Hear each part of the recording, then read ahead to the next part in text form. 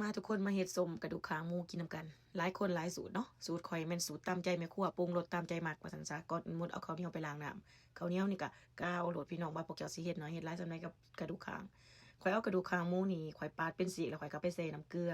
แช่ไว้1ชั่วโมงข่อยแช่ไว้นะพี่น้องเพื่อเฮ็ดให้มันแก่ข้าวแก่หยังก็ว่ากันไปเนาะหลังจากนั้นก็มาล้างน้ำดีๆนะล้างออก3-4น้ำพุ่นแหละทุกคนจนขาวงามพุ่นแหละหลังจากนั้นเฮาก็มาเทใส่กระซ้ำแล้วเฮาก็เอาเจียที่ว่าเฮาเอาไปห้องอาหารหรือว่าแบบเวลาเฮาทอดเฮาหยังหั้นนะเจียที่ว่าเฮาเสร็จมื้อหั่นแหละมาซุบ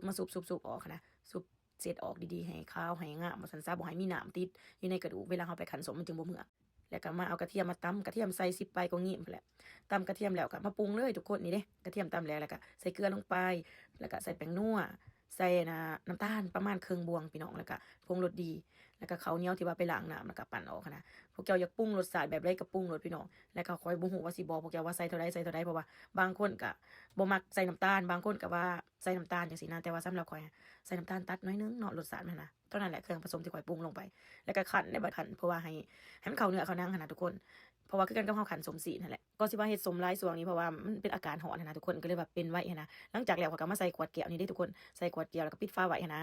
ถ้าเบิ่งเด้อเที่ยวหน้าจักสิมาปิ้งให้เบิ่งเพราะว่ายังบ่ทันได้สมคักหั้นนะสิปาไว้ประมาณ3 คืนพุ่นแหละทุกคนให้ออกรสชาติสมคักๆจักสิมาปิ้งกินกับข้าวเหนียวสำหรับผู้ใดอยากไปลองเฮ็ดกินเบิ่งหรือว่าเป็นมือใหม่กำลังเรียนเฮ็ดอาหารก็ไปลองเฮ็ดกินเบิ่งเด้อพี่น้องถ้าผู้ใดเป็นแล้วก็บ่ว่ากันเนาะพบกันใหม่เด้อทุกคนบ๊ายบาย